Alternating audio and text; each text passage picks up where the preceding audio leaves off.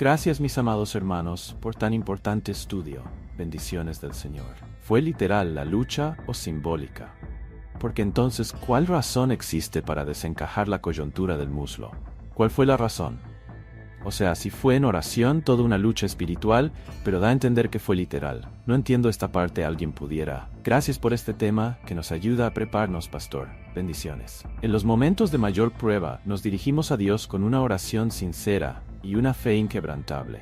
Un espectador compartió: Dios amado, guárdanos en el momento difícil que vendrá a nuestras vidas. Solo tú puedes ayudarnos para vencer al enemigo. Quiero serte fiel hasta el último.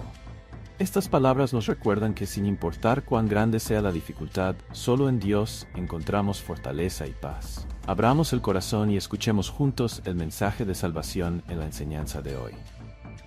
Ocurriendo. Colóquense ustedes dentro del ambiente de la parábola, por así decirlo. Así que empezamos en Lucas 18 y el versículo 1.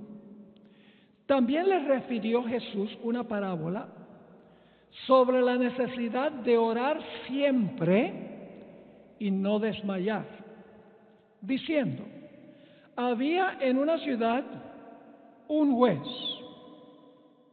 ¿Qué había? Un juez. ¿Qué clase de juez? Que ni temía a Dios ni respetaba a hombre. Había también en aquella ciudad una viuda. Así que hay un juez. En la misma ciudad hay una viuda, la cual venía al juez diciendo: hazme justicia de mi adversario. La parábola tiene también un adversario, un juez, una viuda y un adversario de la viuda. Y luego tenemos una demora. Y él no quiso por algún tiempo, no quiso hacerle justicia por algún tiempo. Pero después de esto dijo dentro de sí: aunque ni temo a Dios, ni tengo respeto a hombre, sin embargo, porque esta viuda me es molesta, en otras palabras, porque la viuda es fastidiosa, le haré justicia, no sea que viniendo de continuo me agote la paciencia. Y luego Jesús hace la aplicación de la parábola.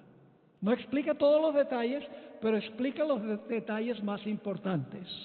Dice en el versículo 6, y dijo el Señor: oíd lo que dijo el juez injusto. ¿Y acaso Dios no hará justicia a sus escogidos, que claman a Él día y noche? ¿Se tardará en responderles? Os digo que pronto les hará justicia. Pero cuando venga el Hijo del Hombre, ¿hallará fe en la tierra? Esa es la parábola. Ahora debemos preguntarnos, ¿para qué época de la historia se aplica esta parábola? Bueno, en primer lugar tenemos que decir que esta parábola se aplica a todos los tiempos. Porque es cierto, las dos lecciones de la parábola es que debemos orar siempre y no desmayar. Eso es cierto en toda la historia. Pero la parábola se aplica especialmente a los que van a vivir en los últimos días de la historia, en un tiempo de angustia cual no se ha visto jamás desde que haya habitantes en este planeta. Y usted dice: pastor, ¿cómo sabemos que esta parábola se aplica especialmente a la última generación? La razón es muy sencilla, hay que mirar el contexto de la parábola. Ustedes notarán que inmediatamente antes de la parábola, en el capítulo 17, los últimos versículos, encontramos que Jesús dijo: como en los días de Noé, así será también la venida del Hijo del Hombre. Y luego dice: como fue en los días de Lot, así será la venida del Hijo del Hombre. Y luego viene la parábola. Es decir, el contexto anterior está hablando de la segunda venida. Y la parábola termina con una referencia a la segunda venida, porque dice: cuando venga el Hijo del Hombre, ¿hallará fe en la tierra? Es decir, el contexto anterior y el contexto posterior de la parábola tiene en mente la segunda venida de Jesús. La parábola se aplica especialmente a los que viven al final de la historia, particularmente en la gran tribulación final. Ahora, ¿cuál es la lección central que quiso enseñar Jesús? La lección central es doble. En primer lugar, debemos orar siempre, como dijo Pablo, orar sin cesar. Y en segundo lugar, no debemos rendirnos. Es decir, no debemos desmayar. Debemos seguir y seguir presentando nuestras oraciones a Dios. ¿Saben que Dios puede contestar nuestras oraciones de 3 diferentes maneras? Sí, no y espera. Esa es la respuesta que no nos gusta, porque estamos siempre ansiosos de que Dios responda inmediatamente. Pero Dios puede responder sí ahora mismo, puede responder no definitivamente y puede decir también espera la respuesta. Ahora vamos a notar los detalles de la parábola en términos generales y luego vamos a interpretar la parábola para ver qué está tratando de enseñar Dios a la última generación que va a vivir en esta tierra. Vamos al versículo 1. También les refirió Jesús una parábola sobre la necesidad de orar siempre y no desmayar. Esa es la lección central de la parábola. Debemos siempre orar y nunca rendirnos si no recibimos una respuesta inmediata. Vamos al versículo 2. Había en una ciudad un juez que ni temía a Dios ni respetaba a hombre. Esto significa sencillamente que el juez era un hombre secular, sin ninguna inclinación religiosa. Era un juez que probablemente no iba a la iglesia, posiblemente no creía en Dios. Era un hombre secular. Eso es lo que significa la expresión. Ni temía a Dios ni respetaba a hombre. Un juez secular. Luego vamos a la primera parte del versículo 3. Había también en aquella ciudad una viuda. Ahora, si se lee la parábola con cuidado, vamos a notar que la viuda no tenía hijos que la pudieran ayudar, no tenía casa, no tenía dinero, ni tenía amigos. No tenía dónde caerse muerta. Su única esperanza radicaba en que el juez le hiciera justicia. Había quedado destituida de todo apoyo humano. Su única esperanza era la intervención del juez. Ahora, noten lo que dice la segunda parte del versículo 3.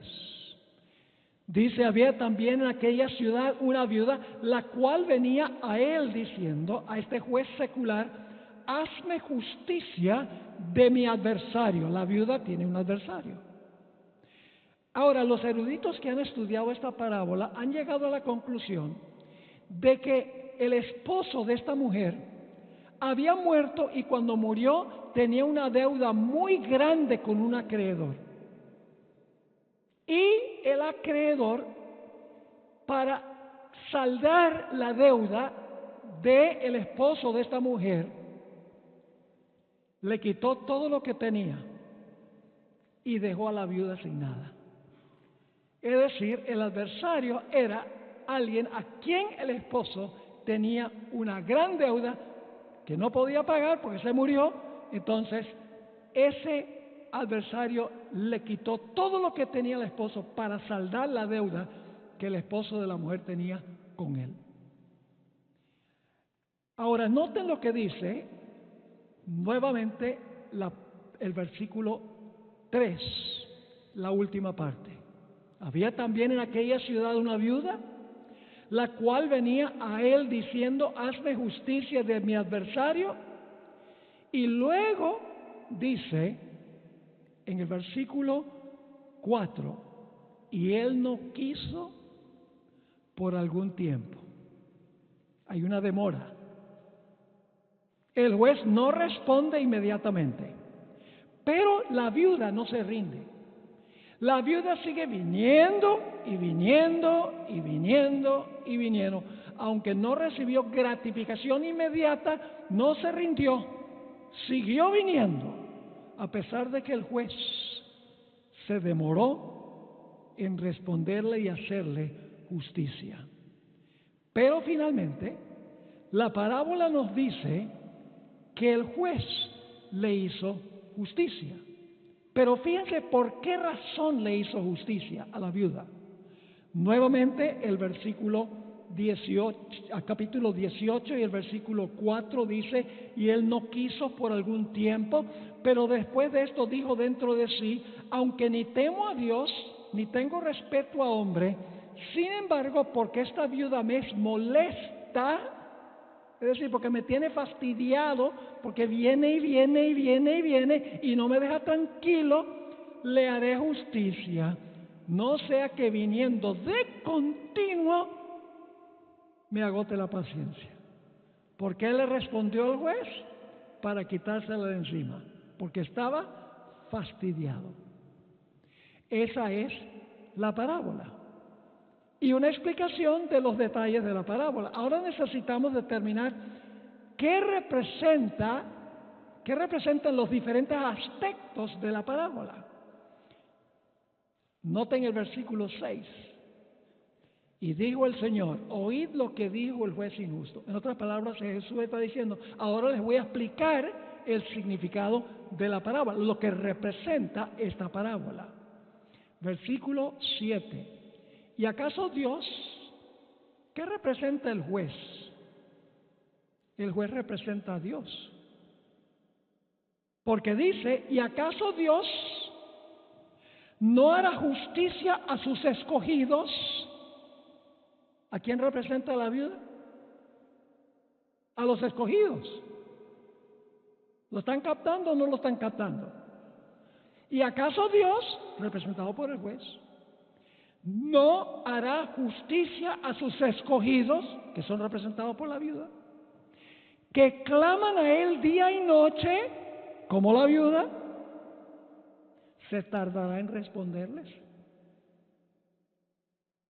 Ahora hablemos un momentico del juez. Algunos dicen: pero pastor, ¿cómo un juez que no cree en Dios, no teme a Dios, ni respeta a hombres, cómo puede representar a Dios?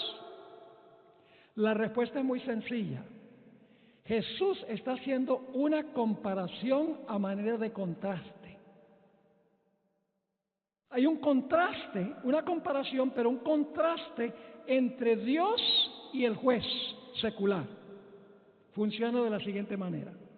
Jesús está diciendo: si un juez que ni teme a Dios ni respeta a hombre responde las plegarias de una viuda para quitársela encima, ¿cuánto más Dios está dispuesto de hacerle a los escogidos justicia, no por quitárselos de encima, sino porque los ama? ¿Entiende la comparación? El juez y Dios, ambos responden la plegaria, pero por diferentes razones. En un sentido, hacen igual, hacen justicia. Pero en otro sentido hay un contraste, porque el juez responde por quitársela encima, mientras que Dios demora por bien de sus escogidos, por bien de la viuda, por así decirlo. Es decir, el juez representa a Dios. ¿A quién representa la viuda? La viuda representa a los escogidos. Claramente lo dice Jesús en la explicación: los escogidos. Ahora, quiero preguntarles: ¿qué representa simbólicamente una mujer en lenguaje simbólico? ¿Qué representa una mujer? Una mujer pura representa ¿qué clase de iglesia? Una iglesia pura. Una mujer ramera, como la de Apocalipsis 17, representa una iglesia apóstata. ¿Y qué representa una mujer viuda? Nunca le han hecho esas preguntas, ¿verdad? Esta mujer debe representar a la iglesia. Representa a los escogidos, y los escogidos son la iglesia final. A ustedes dicen: pero pastor, ¿cómo sabe usted que los escogidos son la iglesia al final de la historia? Los que van a pasar por el tiempo de angustia vivos. y van a permanecer fieles a Dios. Van a sentir que Dios los ha abandonado, pero Dios no los ha abandonado. Siguen viniendo y viniendo y viniendo a Dios para que Dios le haga justicia sobre sus adversarios. ¿Cómo sabemos que los escogidos representan la generación final que vivirá en esta tierra? Vamos a Mateo 24 y el versículo 21 habla de una gran tribulación, cual nunca fue ni será, dijo Jesús en el versículo 21. La gran tribulación. Mateo 24 está en orden cronológico. Es decir, Mateo 24 tiene una secuencia de eventos, un evento sucediendo después de otro evento en orden cronológico. Y aquí está hablando de la gran tribulación después que se cierra la puerta de la gracia. Y fíjense lo que dice el versículo 22.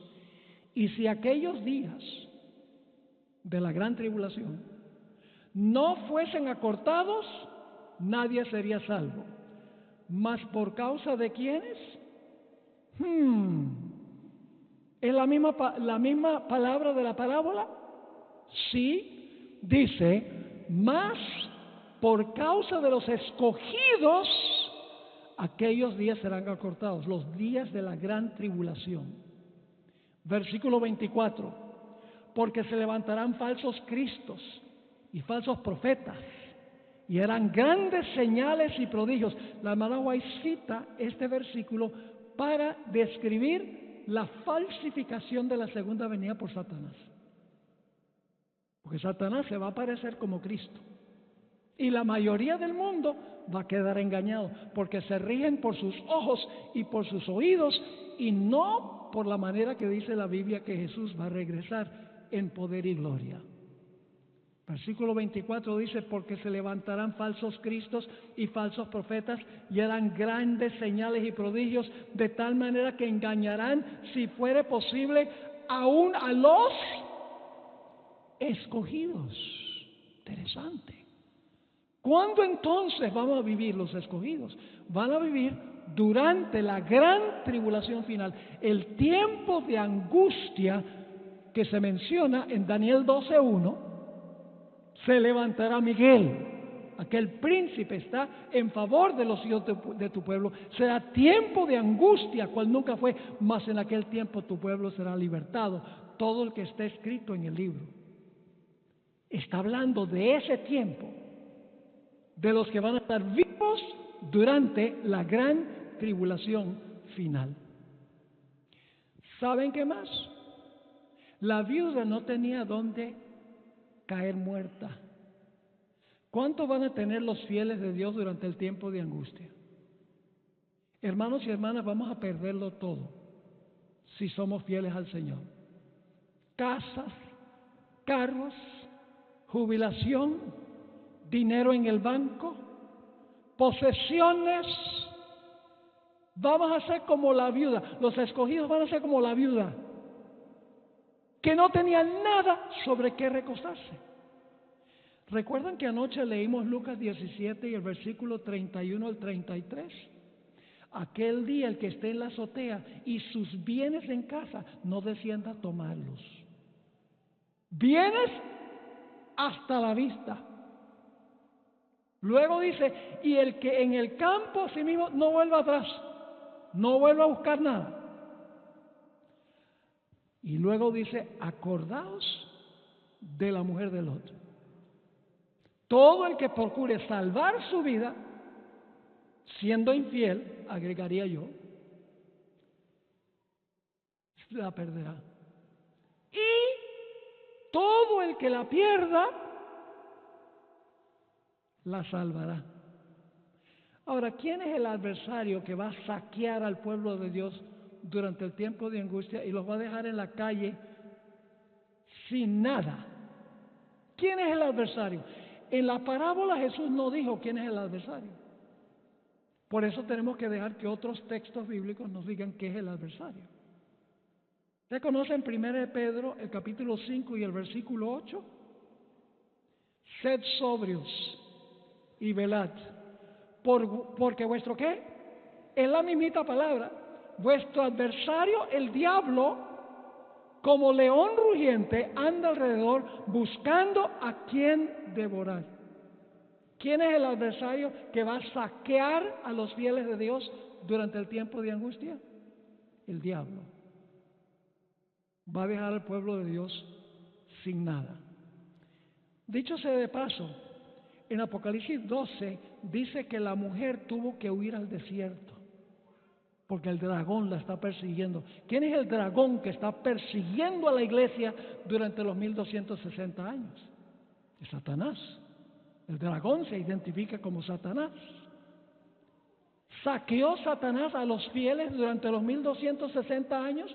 Sí, terminaron en la cárcel, perdieron todo lo que tenían, les confiscaban los bienes, terminaron en la calle. El dragón fue el adversario de ellos, personas como por ejemplo los valdenses. Ahora, otro punto importante es que los fieles de Dios durante ese periodo van a clamar a Dios día y noche para que les haga justicia contra el adversario. Ahora, ¿cuántas veces van a clamar a Dios? ¿Será que claman y Dios inmediatamente les va a responder? No. Si ustedes han leído el capítulo sobre el tiempo de angustia, en el conflicto de los siglos, van a encontrar que los fieles de Dios van a clamar y a clamar y a clamar a Dios. Y Dios se va a demorar y se va a demorar y se va a demorar en responder sus plegarias. Cuando dice en la parábola que claman a Dios día y noche, como la viuda clamaba al juez, esa palabra clamar es una de las más fuertes del Nuevo Testamento para describir un clamor desde el profundo corazón. Por ejemplo, se usa para describir a los espíritus inmundos que cuando veían a los apóstoles clamaban. Eso es en Hechos 8:7.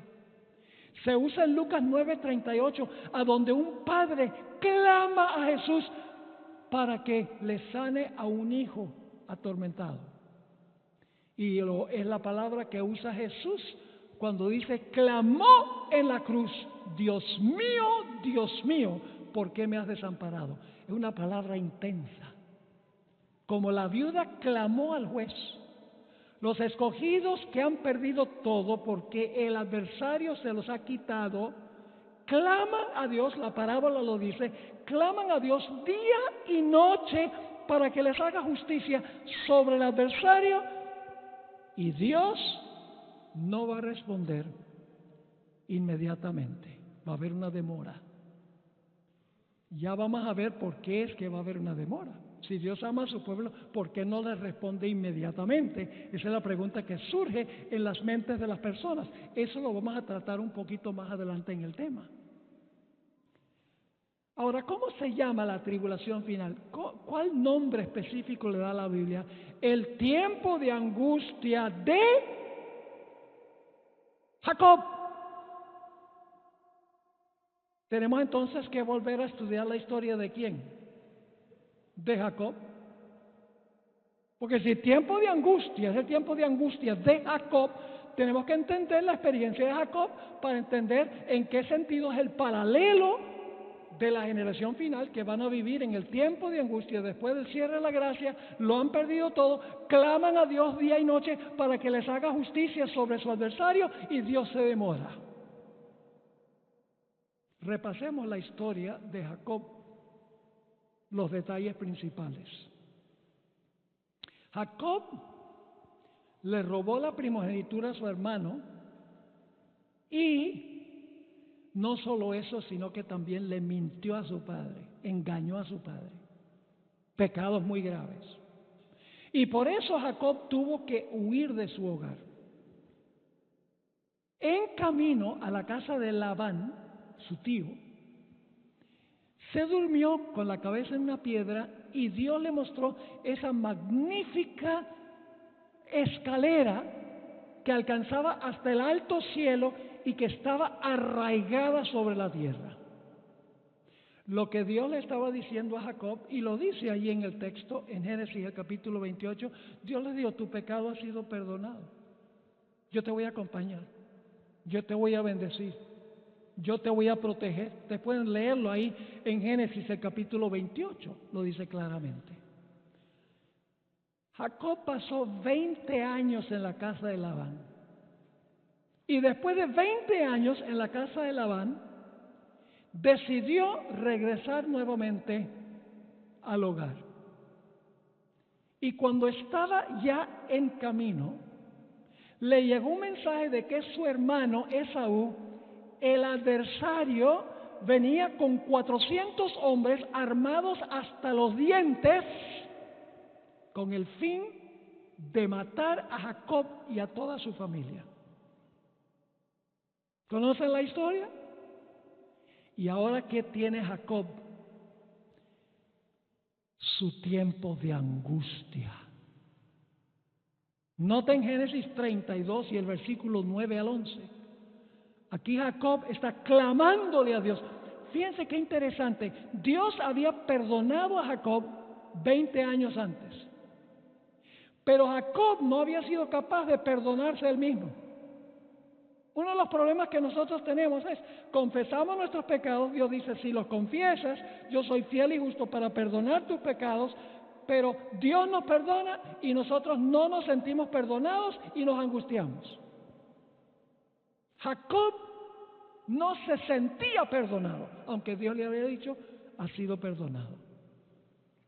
Noten lo que dice Génesis 32:9. Y dijo Jacob, Dios de mi padre Abraham, Dios de mi padre Isaac, Jehová que me dijiste, vuélvete a tu tierra y a tu parentela, yo te haré bien. Menor soy que todas las misericordias y que toda verdad que has usado para con tu siervo. Es decir, no soy digno de venir a ti para pedirte nada. Pues con mi cayado pasé este Jordán y ahora estoy sobre 2 campamentos. Y luego dice, ¿qué cosa? Líbrame. Interesante. Esa palabra se encuentra en Daniel, el capítulo 12:1, donde dice que el pueblo de Dios será libertado. Todo el que se haya escrito en el libro. Así que dice, pues con mi cayado pasé este Jordán y ahora estoy sobre 2 campamentos. Líbrame ahora de la mano de mi hermano, es decir, de mi adversario, de la mano de Saúl, porque le temo, no venga acaso y me hiera la madre con los hijos. Es decir, Jacob está diciendo a Dios, dame la seguridad del perdón para que yo pueda reclamar tu protección. Y la Biblia nos dice que Jacob se fue allá junto al arroyo de Jaboc, solo, a luchar en oración con Dios, la oración que acabamos de leer. Toda la noche Jacob luchó en oración, rogándole al Señor que lo librara de su hermano, pero demoró toda la noche y no recibió una inmediata respuesta. Vamos a leer en cuanto a lo que ocurrió. Versículos 24 al 30. Así se quedó Jacob solo y luchó con él un varón hasta que rayaba el alba. Y cuando el varón vio que no podía con él, tocó en el sitio del encaje de su muslo y se descoyuntó el muslo de Jacob mientras con él luchaba. Y dijo este personaje, déjame porque raya el alba. Y Jacob le respondió, no te dejaré si no me bendices. No te voy a soltar al menos que tú me bendigas y me asegures que vas a librarme de la ira de mi hermano. Y el varón dijo, ¿cuál es tu nombre? Y él respondió, suplantador. ¿Qué es lo que significa la palabra Jacob? Jacob. Y el varón le dijo, no se dirá más tu nombre Jacob, sino Israel, porque has luchado con Dios y con los hombres y has vencido. ¿Le hizo justicia el Señor? ¿Lo protegió de su hermano Esaú? Sí, pero no lo libró inmediatamente. Toda la noche clamó a Dios. Y finalmente Dios intervino y lo libró. Ahora, ¿quién era este personaje con quien luchaba Jacob en oración? Génesis dice que era un varón, pero por eso tenemos que mirar otros versículos de la Biblia para ver quién fue. Oseas 12:4, un texto muy interesante que recuerda esta experiencia de Jacob. Oseas 12 y el versículo 4, estaba luchando con el ángel de Jehová. ¿Quién es el ángel de Jehová? Jesús. Sí, dice usted, Jacob luchó con Jesús. Sí, porque el ángel de Jehová no es más ni menos que Jesús. Y usted, ¿cómo sabemos eso? Porque si van a Éxodo, el capítulo 3, van a encontrar que en la zarza ardiente se apareció a Moisés el ángel de Jehová. Y cuando Moisés le preguntó, ¿y cuál es tu nombre? Yo soy el que soy. Y más adelante, en Juan el capítulo 8, el Señor Jesucristo le dice a los judíos, de cierto os digo, antes que Abraham fuese, yo soy. Y querían apedrearlo, porque según ellos era blasfemia, porque se estaba haciendo Dios, y él era Dios. ¿Quién era ese personaje? Dice en Oseas 12:4, venció al ángel. El varón era el ángel. Venció al ángel y prevaleció. ¿Y qué más hizo? Lloró. ¿La viuda lloró? Sí, lloró. ¿Y qué más hizo? Le rogó. ¿Le respondió Dios inmediatamente? Porque si Dios le hubiera respondido inmediatamente, ¿para qué está llorando y para qué está rogando? Lloró y le rogó. En Betel le halló y allí habló con nosotros. ¿Quién era ese ángel? Ya les mostré que en realidad era Jesús, el yo soy. ¿Qué nombre le puso Jacob a ese lugar? Le puso el nombre Peniel. La palabra Peniel viene de dos palabras hebreas. Él es Dios y Pen, rostro. Le puso a ese nombre en el lugar con el cual estaba luchando con el ángel, le puso el nombre Peniel, rostro de Dios, y luego le explica por qué le puso ese nombre. En Génesis 32, el versículo 30 dice, y llamó Jacob el nombre de aquel lugar Peniel, porque dijo, vi a Dios cara a cara y fue librada mi alma. ¿Con quién van a luchar los fieles durante el tiempo de angustia final? ¿Con quién van a luchar en oración para que les haga justicia, para que los libre de los que quieren acabar con ellos? No es ni más ni menos que el mismo ángel Miguel.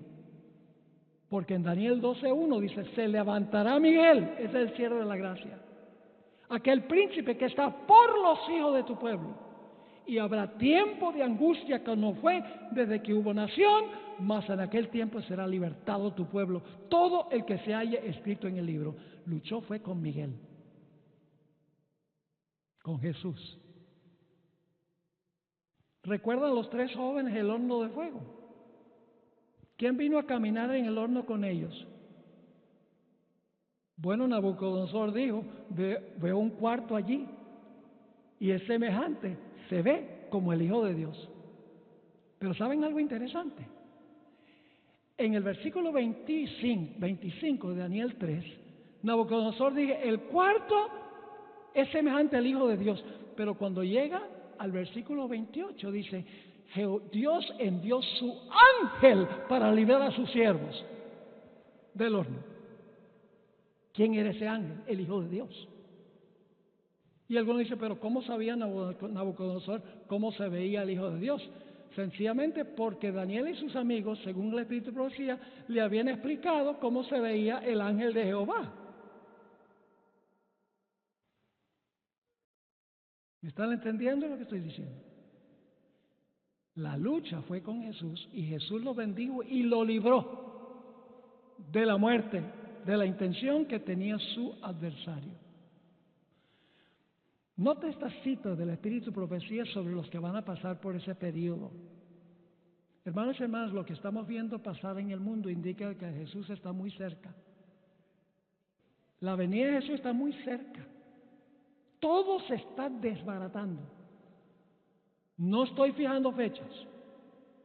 Nunca he hecho eso, ni lo haré, porque el testimonio del Espíritu y Profecía es claro. Pero sí podemos saber cuando está cerca a las puertas, Jesús dijo. Y por todo lo que está pasando en el mundo, la fragmentación de la sociedad, las riñas, las divisiones, los tales llamados desastres naturales, cada día se intensifican más. La sierva de Dios escribió: los tiempos de apuro y angustia que nos esperan requieren una fe capaz de soportar el cansancio, la demora y el hambre. ¿Qué clase de fe vamos a necesitar? Una fe capaz de soportar el cansancio, la demora y el hambre. Una fe que no desmaye, ahí está la viuda, que no desmaye a pesar de las pruebas más duras. ¿Y qué debemos hacer entonces si va a venir ese tiempo? Sigue la cita: el tiempo de gracia, eso es ahora, les es concedido a todos a fin que se preparen para aquel momento. Ahora escuchen, los que pasan por ese tiempo, dice, su fe no decae si sus oraciones no reciben inmediata contestación. La fe de la viuda en el juez flaqueó porque el juez no respondió inmediatamente. No, siguió persistiendo. Y la sierva de Dios dice: la fe de los que pasan por este tiempo no decae si sus oraciones no reciben inmediata contestación. El pueblo de Dios seguirá viniendo y viniendo y viniendo, pidiendo que el Señor les haga justicia. Pero va a haber una demora. Me gustan dos traducciones de la pregunta que aparece al final de la parábola.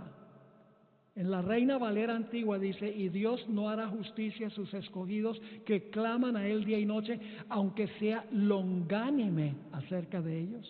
Es decir, aunque se demore en responder. El griego literal, leyendo el original en griego, dice: aun cuando se demore en hacerles justicia. El gran comentarista bíblico presbiteriano Alberto Barnes escribió lo siguiente: aun cuando el Señor se demora largo tiempo en vengarlos, si los que pasan por la tribulación final, y prueba al máximo su paciencia, al fin los vengará. Prueba la fe de ellos, les permite que sufran persecuciones y pruebas por largo tiempo, hasta que parezca que Dios no se interpondrá. No obstante, Él lo hará y los librará. En Isaías 26, 20 y 21 dice Dios aconsejando a su pueblo: anda, pueblo mío, entra en tus aposentos, cierra tras ti tus puertas, escóndete un poquito, por un momento, en tanto que pasa la indignación. Porque he aquí que Jehová sale de su lugar para castigar al morador de la tierra por su maldad contra él, y la tierra descubrirá la sangre derramada sobre ella y no encubrirá ya más a sus muertos. Está diciendo que en el tiempo de angustia el pueblo de Dios tendrá que esconderse un poquito, por un momento, hasta que pase la indignación. Ahora la pregunta clave es esta: si Dios ama de verdad a su pueblo, ¿por qué se demorará en librarlos del tiempo de angustia cuando clamen a Él? ¿Por qué no librarlos en el mismo instante que ellos empiezan a clamarle a Dios? Dios va a permitir que su pueblo pase por este terrible tiempo de angustia y tenga que tener la paciencia de los santos y la fe de Jesús para bien de ellos. Y ustedes dicen, ¿cómo es eso? Dios va a permitir que su pueblo pase por este tiempo de angustia por dos razones. La primera razón es que esta prueba fijará el carácter de ellos para la eternidad. Pasan por el horno de pruebas para que se consuma toda conexión con el planeta Tierra. Va a pasar lo mismo que con los 3 jóvenes en el horno de fuego. Yo pregunto, ¿creen ustedes que la fe de los jóvenes creció estando en el horno? Claro que sí. ¿Qué es lo más precioso que una persona tiene? La vida. ¿Amaban estos muchachos a Dios? ¿Cuánto lo amaban? Más que la vida. Los que van a pasar por este periodo tienen que amar a Dios más que todas las cosas, incluyendo su vida. ¿Creen ustedes que cuando los jóvenes salieron del horno no había nada que pudiera después de eso sacudir su fe? Había quedado fija su fe en el Señor al salir del horno. Sí. Noten esta cita del Espíritu de Profecía, tremenda cita. Conflicto de los siglos 6-21. Les recomiendo que ustedes lean el capítulo El tiempo de angustia. Tremendo capítulo en el conflicto de los siglos. En la página 621 dice así: su aflicción es grande de los que están pasando por este tiempo. Las llamas del horno parecen estar a punto de consumirlos. Ya no es un horno literal, no es fuego literal. El horno es la angustia de este periodo. Dice, las llamas del horno parecen estar a punto de consumirlos, pero el refinador los sacará como oro purificado por el fuego. Sus caracteres quedarán fijados para siempre. No habrá nada ni nadie que jamás, por más grande la prueba, pueda causar que ellos suelten la mano de Dios. Sigue diciendo, el amor de Dios para con sus hijos durante el periodo de su prueba más dura es tan grande y tan tierno como en los días de su mayor prosperidad. El amor de Dios no cambia. Está con nosotros en el tiempo de prosperidad y está con los fieles en este tiempo, aunque no lo sienten. Ahora escuchen, pero necesitan pasar por el horno de fuego. Debe consumirse, y aquí hay una traducción problemática, debe consumirse su mundanalidad. Esa palabra mundanalidad no es una buena traducción, porque la hermana White no usa la palabra worldliness, que es la palabra en inglés. Yo inventé una palabra, debe consumirse su terrenalidad. Earthliness es la palabra en inglés. Todo lo que los conecta a esta tierra, familia, posesiones, dinero, libertad, vida, están dispuestos de entregarlo para ser fieles a Dios.